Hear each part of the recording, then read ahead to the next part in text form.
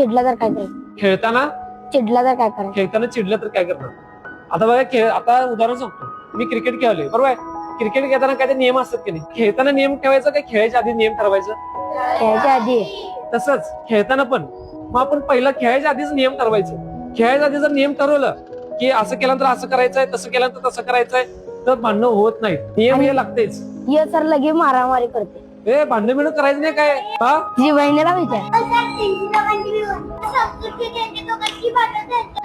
काय सांगायलाय? होय सर. ए गप खेळता मुले खेळते काय आणि सायकल अडवायची वलते मध्ये. हे मस्ती करायची नाही सांगतो. तर नाही हे खोटं सांगायचं नाही काय? हे लहानपणी करतोय ना आपण. आपलेच किडा असतात आणि आपले किडा पण जाऊन तिथे दाखवते. आणि ते किड्यामुळे कधी घरात भांडणं होतात मोठी मोठी.